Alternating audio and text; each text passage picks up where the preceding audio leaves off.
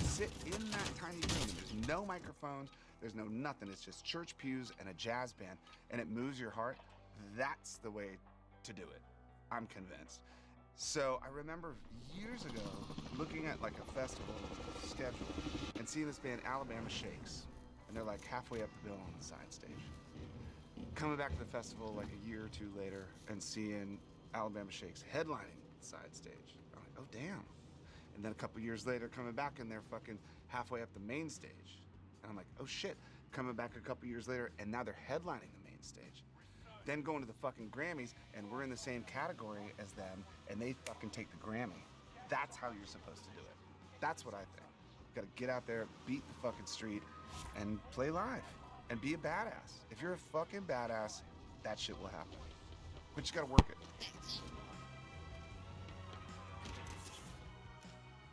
I'm gonna fucking throw up. How about that? It's a little sweet and sticky. And then that profound pepper hits. But look at you, Dave Grohl. I mean, it's hot. It's good. No, that's a good hot sauce. And you're right, that is a good barbecue sauce. It's got a little sweet in it. Yeah. It's got a little sticky on it. You could put it on some shit. So I read that Foo Fighters recorded an album 2 tapes so that nobody can mess with it afterwards. In your opinion, does overproducing or over-manipulating a song undermine what it means to make music in any way? For the Foo Fighters, yes. For other people, I don't know. I like imperfection. I like to hear albums where you can hear a hand going up and down the strings and there's like finger slidings and then like little, the tempo goes like this, and that's the, you know, it's the human element of music. I dig that. Whoa. I don't have hair, but I felt like I got like, it was like that Maxwell Tapes commercial. Hold on, back wait, in the day. what was I saying? Pardon me while I pontificate about the human element of music. No, I mean, you know what? There are some things about music, like I really would've broke your rigid camera, mechanical bro. music that I fucking love. I really do. I think we're kind of best when it sounds Bro. like us and it's raw. Kill yourself, you I've know heard that. about da bomb. Cups are empty. Get some, motherfucker. Come on, Sean. Let's go, baby. Let's go. Do this. All right, Dave. Cheers. Cheers. To the I have a bomb. question. What's the most painful thing that's ever happened to you? Oh, Other than being dumped at the prom, what's the most painful? that was you at Shit. homecoming on the. Oh, you motherfucker. I read the book, Dave. I read the fucking book. I read the book. Cheers. Cheers. Here's the heartbreak. Whew.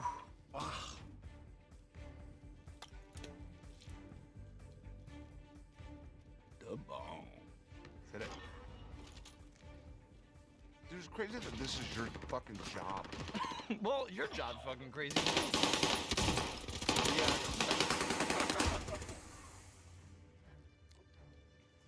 I'm just trying to be as badass as Lord and fucking Thundercat. Well, you're Lord-esque right if you now. could do that. Yeah, but she had all these like culinary notes, like, oh, I like the smoky taste of the fucking I'm like hiccuping over here. That is where you turn the corner, though. Yeah. It gets hot right there. Yeah, it does. A different vibe altogether. Yeah. And you know You what, want one of my Dave? beers? Get some beer. I got some. Oh, you do? Cheers, buddy. You can do this, brother. I got you. Yeah, Dave, I'm on the ride with you right now. I just had a little spit up. Yeah, it's getting hot now. Yeah, it is. Yeah, it is. So between the Sound City tour and then being a part-time member of the Taylor Hawkins Heavy Metal cover band, you have a lot of experience exploring the work of other legendary musicians. Yeah. What do you learn by playing other people's music live? So Taylor's band, Chevy Metal, has this awesome list of cover songs. One of them being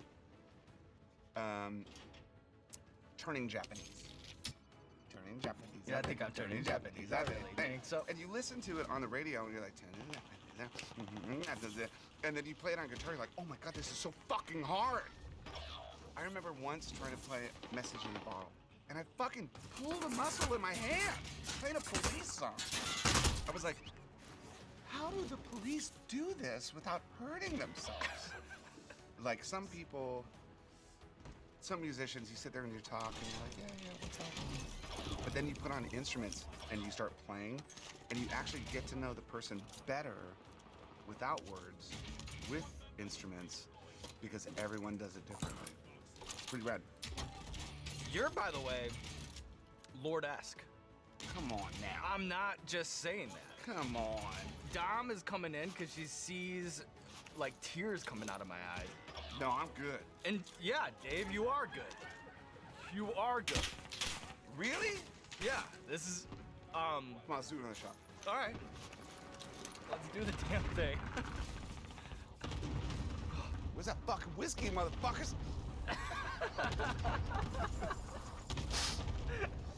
I mean, yes, it's hot. Okay, it's hot. I'm gonna chill it. Burning up so hot. Thank you, Dave. Burning up for your love. Burning. Okay. That's gonna help. Yeah, you're right. Or not. Well, you know what? We're just on this ride. You're gonna make it, dude. Promise. Well, that gave me all the confidence. Cheers. Fucking kidding.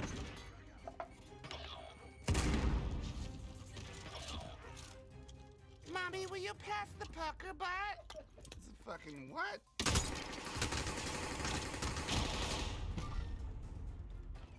It's hot. Yeah. But nothing Dave Grohl can't handle. Choking out the whole damn lineup. Choking out the whole damn lineup. So you've been a self-described UFO nerd for decades, and I'm curious how that interest peaked. I've heard you reference the 1987 best-selling book, Above Top Secret by Timothy Good. Yeah.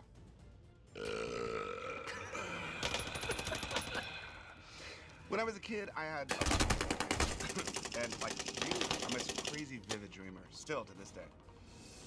Like, I remember the music in my dream from last night. Like, every fucking day I wake up, I remember my dreams. And when I was a kid, I would have these awesome UFO dreams where, like, I'd be lying in my front yard in Springfield, Virginia, and I'd be staring up at the stars, and I'm like, and then I realized, like, oh my God, it's not the stars, it's the underside of this mirror fucking glass-shaped ship thing, and that was taking me to space. So I always thought that UFOs were kind of real. And I convinced all my friends in my neighborhood that I was a UFO expert.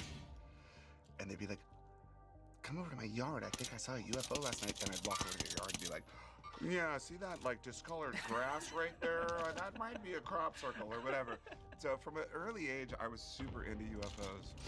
I read this book, Above Top Secret. And in that, I saw the term Foo Fighters. And here we are. You want to hit the shit right now? Yeah, of course. Let's go. We're rocking. Sure. Yeah. Did you see his Laugh face? in the back. I'm That's good. not real. Yeah. Let's. What? I demand another shot. I insist on another shot. You say so. Last shot. Last shot. Fuck that shit, eh? Last shot. ring. Last wing. Drink that. All right. Cheers, Dave. God damn it, Sean.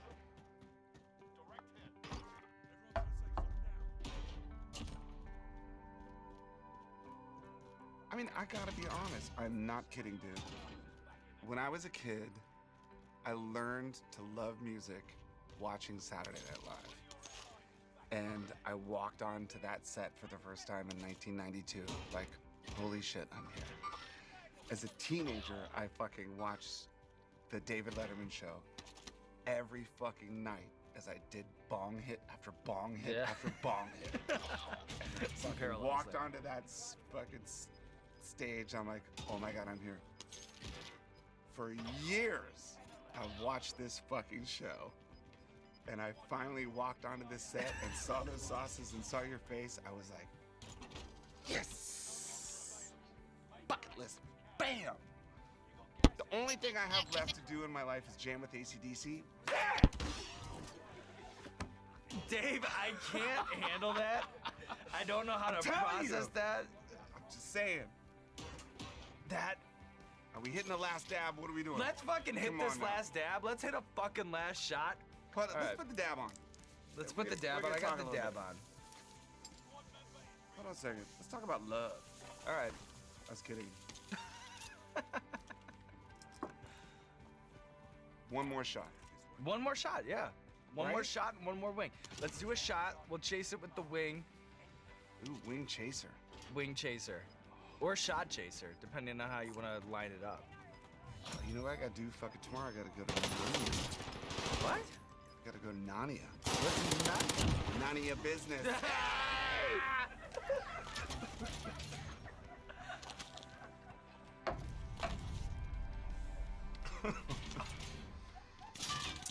Come on now.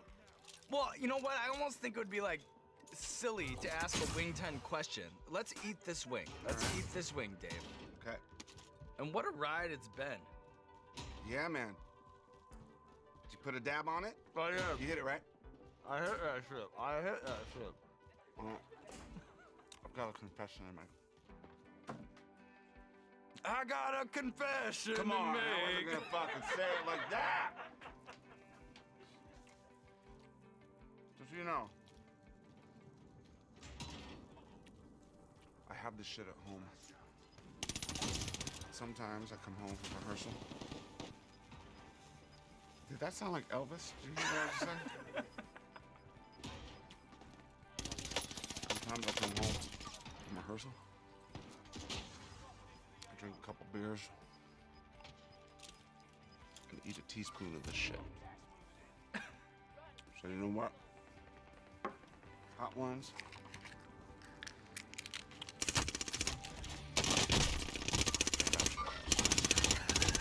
Taking on the wings of death, choking out the gauntlet, living to tell the tale, and still making his rehearsal tonight at 6 p.m. And now, Dave Grohl, there's nothing left to do but roll out the red carpet for you. This camera, or this camera, let the people know what you have going on in your life.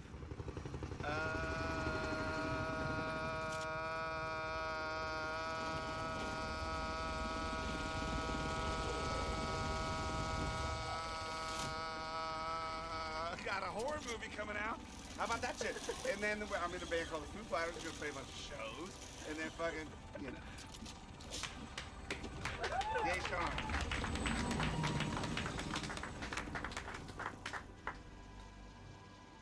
I can't tell you what this means to the internet.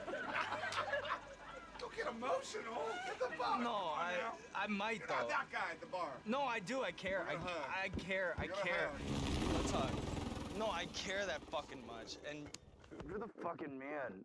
This is so fucking good, dude. You're drunk.